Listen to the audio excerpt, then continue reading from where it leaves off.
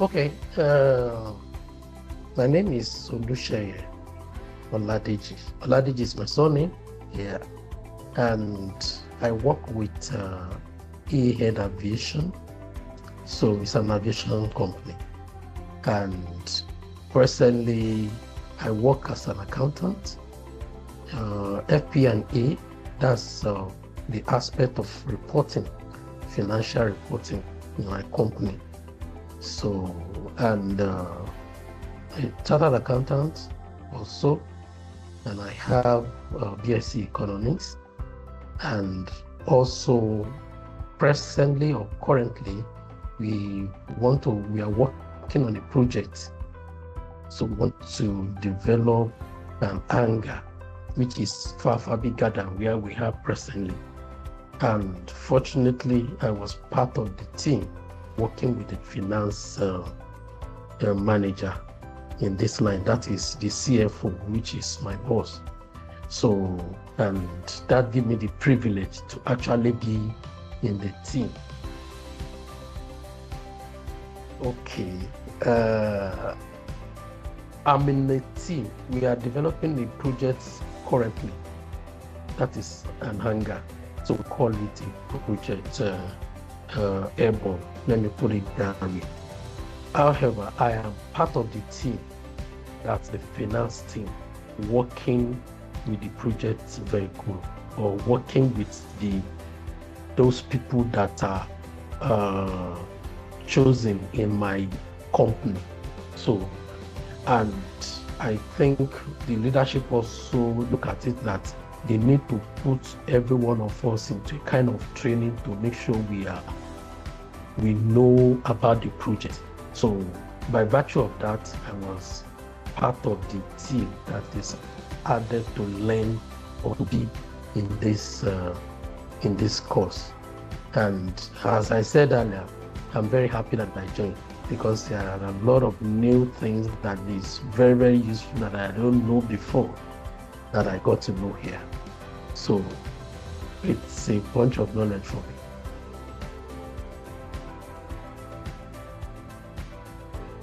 Initially, when they added me, I was like, I didn't want to join. Can you allow me to do one or some other thing that I'm doing? So as long as my boss is there, that is fine, we can continue. But when I joined and I attended the first and second class, in fact, the first class actually gave me an orientation like, oh, this is a fantastic program.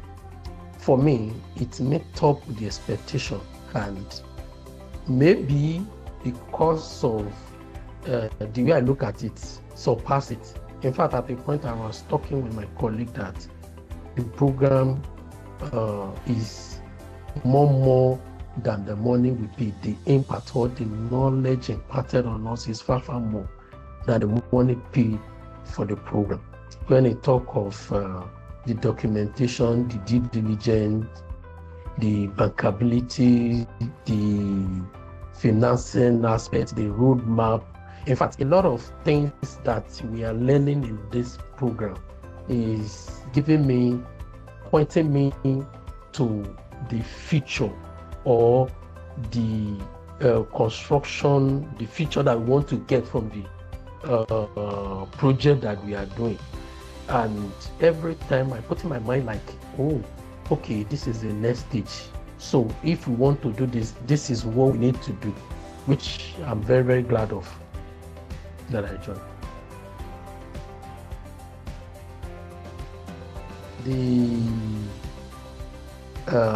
Let me put it this way. Initially, before we joined the program, I've been working with the legal team, some of our clients, that is the contractor, the EPC contractor, scheduling their payments, putting their invoice together, and looking at the due diligence from the legal. However, I didn't know the process, the rudiment, what it takes, the elaborate knowledge that I got here that, okay, if you want to embark on a project, this is where it starts. Okay, you have to have a project vehicle, the EPC, the agreement. Then you have to look at, does that project, is it viable? Is it bankable? All those things I don't know. I just know, okay, we are running, we want to have, we want to build a project, and we've given ourselves like 2 years, that in 2 years we should finish. But when I joined this program, it opened my eyes to the processes that needed to be put in place, the processes that needed to take into consideration, and also to look at it. This project that we are talking about, is it viable, is it visible, is it bankable? Then if you want to go out and you want to look for a finance person that will come in, so what are those things they are looking at? As our project getting to the level 2, are we still in level 1? Then how, if it is still in level 1, what is the criteria that they can see that they can say, oh, let's invest in this project because it is viable?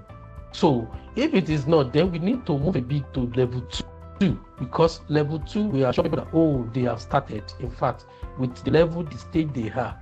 However, if we get to level 3, then that gives us a privilege. In fact, we can see a lot of investors that will say, okay, let's invest because we can see the prospect in the project, which is all those measures, the bankability that we need to put in place. For me, it's a good knowledge for me. I'm happy. I'm still saying it, happy doing the program.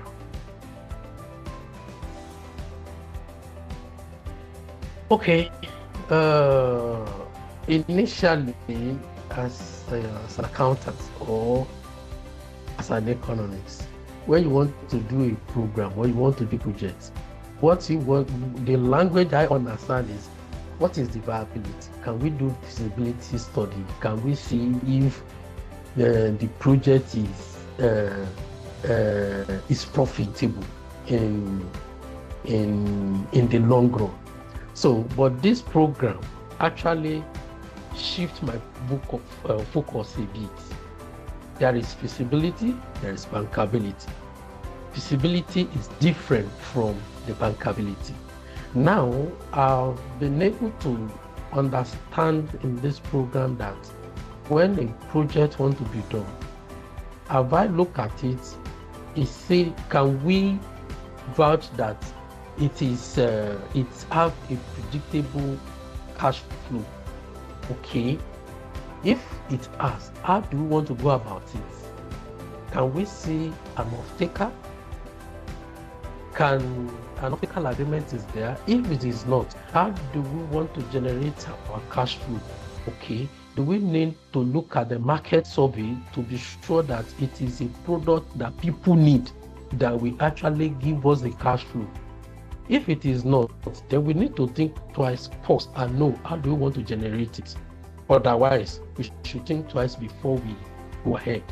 And also, are we within the governance and the sustainability? Because if we are not careful and we didn't put the structure in place, the project might wobble in the long run. But if the structure is there, and we have already seen that, okay, it's bankable, we can see a predictable cash flow from the project that we want to do, then we are fine. Then we now need to check, can we put structure there? Then the constructions and the operation, the EPC people that we put there, the contractor that we put, are they able to deliver the projects the way we want it, good and accurate? And looking at the circumstances in the economy, can we say the project will be completed, will not be affected by the social economic factors? So if we are able to check the background, okay, we want to construct airport in Lagos now, for example, as you are saying, that is the hangar. Okay, in the long run or in the few years, will the government not come and say, we want to change the international airport in Lagos to so place. So if we have that in place, then we should know that if we construct an hangar in international airport, it's not going to be bankable in the nearest period. But if all those things, my brand has been checked and we find out that everything is fine, then bankability has made me to know that, oh, apart from predictable cash flow, we need to look at the social economic factor. Is government policy not going to affect the project I want to do in the 2, 3, 4, 5 years of it? So if all those things has been done and the EPC contractor, they are well experienced, well to do, then we can move on and go on into the project, which I believe on this bankability that if all this thing is done, the project is fine, 100%.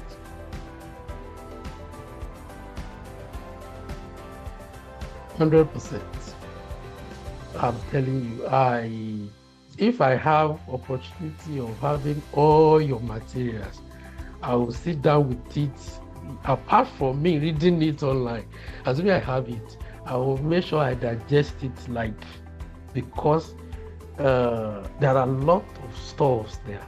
So if I have somebody, engineer, even though engineer, accountant, legal, definitely I will recommend, which I will do. Because for me, it's a very, very, very good course that opens you up to projects, developing and financing a project. So for me, it's more or less like a indispensable program for whosoever that want to do any project. There are a lot of things that they need to know, which it's only in this program they can have it.